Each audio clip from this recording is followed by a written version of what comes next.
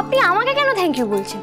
বারে, আপনি আমার এত হেল্প করলেন, পুলিশের হাত থেকে রক্ষা করলেন, সত্যি আপনি ছিলেন বলেই এটা সম্ভব হলো, অন্য কারোর পক্ষে এটা সম্ভব হতো না। না না দেখুন, আমার তো গয়নাগুলো না, ওগুলো তো আমি আপনাকে দিইনি, আর গয়নাটা তো আমরা দুজনে মিলে খুঁজে বের করেছি, তাই না? তা হয়তো ঠিক, কিন্তু ওই জায়গায় আমার একা যাওয়ার সাহস হতো না। আপনি ছিলেন তাই আমি যেতে পেরেছি। হ্যাঁ, এখন আপনিও যদি 6 ফুট লম্বা না হয় আমার মতো 5 ফুটের হতেন, তাহলে কি আমরা আর ওই বড় ট্রাঙ্কটা খুলতে যেতাম?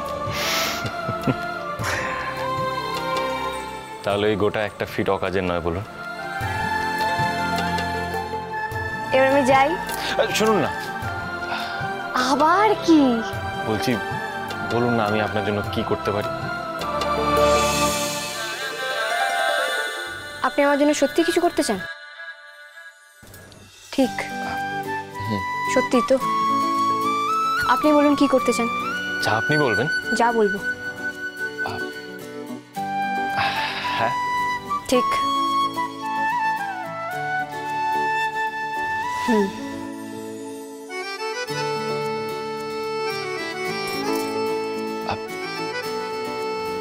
এটা কি? এটা আপনি আপনার কাছে যত্ন করে রাখুন। কখনো এটা হাত ছাড়া করবেন না। না সরি, পকেট ছাড়া করবেন না।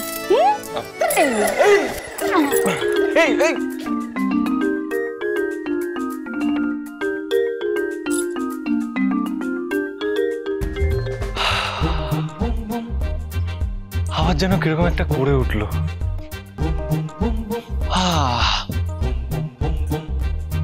আচ্ছা, উনি সামনে থাকলে এরকম হয় কেন?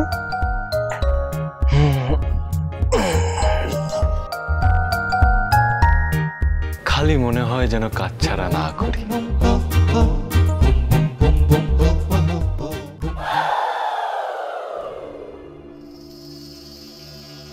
বুদ্ধিমা, ও বুদ্ধিমা, গেল কোথায়?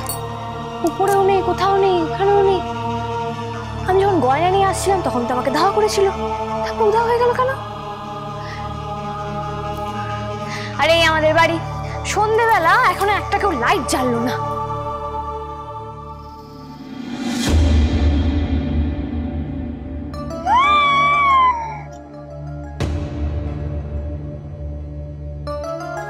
বুদ্ধিমা, এই চায় গরম, চায় গরম, চায় গরম। এই তো নতুন বৌদি এসে।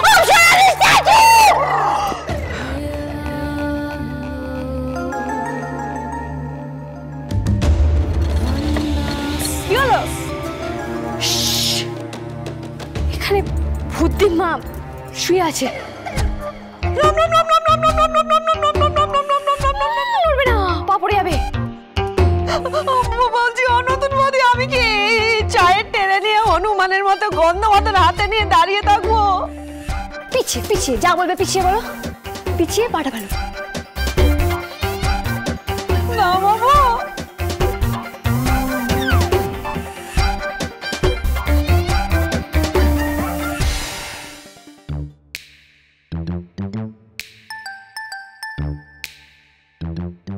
বুদ্ধিমা, ও বুদ্ধিমা, নিঃশ্বাস ফেলছে না। ওহো, ভূত তো, মানুষ ছই না যে নিঃশ্বাস ফেলবে। আমারও না মাথাটা গেছে। ও নতুন বৌদি, ওখানে হাত রেখেছো কেন? ওখানে বুঝি তেনার না? বলছি উনি ওখানে কি করছেন গো?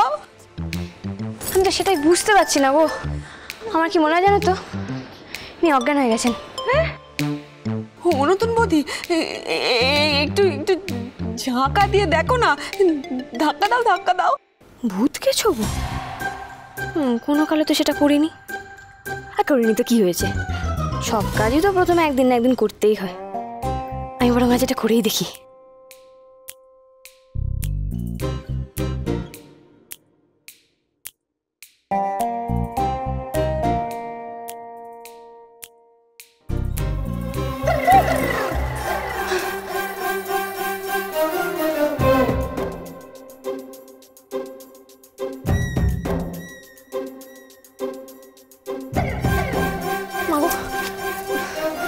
ছুটেই তো পাচ্ছি না গো। সে কি? আমিও যেমন ভূত তো, আর ভূত তো অশরীরই হয়, আর শরীর না থাকলে আমি ছোবো কি করে, আর না শুনে আমি ঝাঁকাবো কি করে?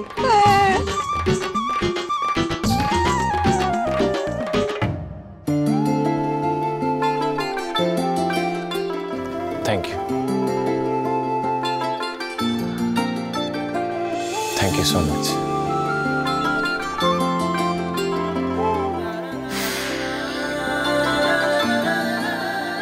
থাক, তুই বালিশই থাক, তুই উনি হতে যাস না। কখন থেকে তোকে থ্যাংক ইউ বলে যাচ্ছি, তুই কিছু বলছিসই না। আর উনি থাকলে কত কি বলতেন। আচ্ছা, উনি গেলেন কোথায় দেখি তো।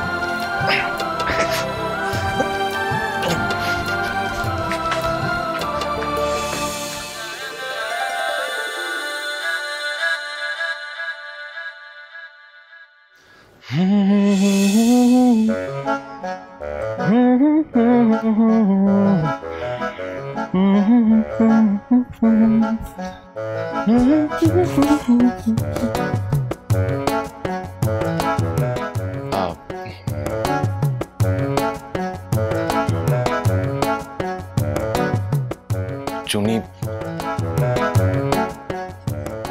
I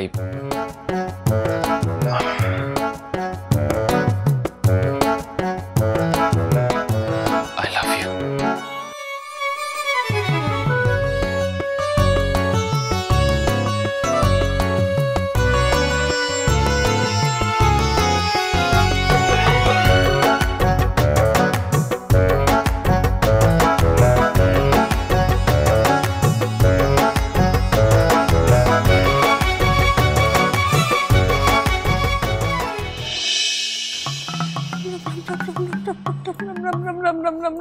কি করবো আমি এখন? কি করবো সিচুয়েশন, আমি কি করবো? এই শুনুন শুনুন, আপনি সত্যি সত্যি ভূত তো? ভূতকে তো কখনো অজ্ঞান হতে দেখিনি। আপনি আপনি হলেন ভেজাল ভূত, তাই আপনার হার্ট অ্যাটাক হয় আর তাই আপনি অজ্ঞান হয়ে যান। ও বুদ্ধিমা,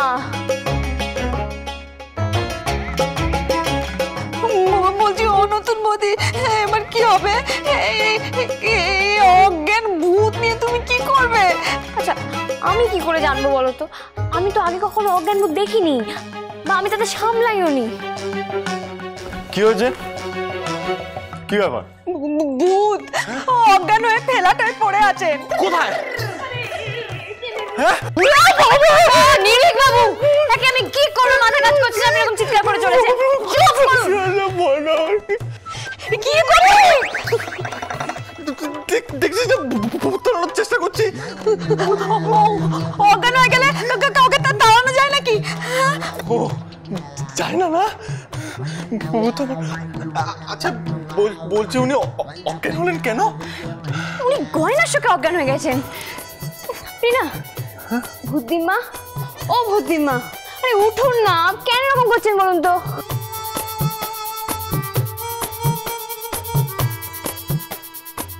শুনছেন?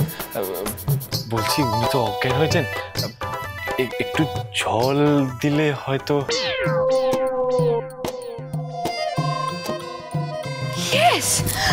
নিরিক বাবু, আপনি আমার সঙ্গে আসুন। কিন্তু আমার কাছে তো জল নেই। আপনি আমার সাথে আসুন। দেখে এখানে দাঁড়ান, চুপটি করে একটু সরে যান। হ্যাঁ, আপনার পায়ের কাছে কিন্তু বুদ্ধিমার মাথা। লাফাবেন না, লাফালে গায়ে পা লেগে যাবে না, বয়স্ক মানুষ। অপশনালি তুমি আমার সাথে এসো, এসো এদিকে এসো। তুমি ঠিক এখানটাতে দাঁড়াবে, হ্যাঁ, নড়বে না কিন্তু। এইবার আমি যে কথাটা বলবো সেটা মন দিয়ে শোনো সবাই। আপনার পায়ের কাছে বুদ্ধিমার মাথা, আর তোমার পায়ের কাছে বুদ্ধিমার পা। তোমাদের দুজনকে একটা জিনিস খেয়াল রাখতে হবে, কেউ যেন এখান দিয়ে একবার এদিক থেকে ওদিক, একবার ওদিক থেকে এদিক না করে, তাহলে কিন্তু যাই। এই আপনি কোথায় যাচ্ছেন? জল আনতে নির্ভীক বাবু। আমি যাই না। বলছি যে ও নতুন বৌদি, তুমি থাকো না, আমি নিয়ে আসি। না, কেউ কোথাও যাবে না।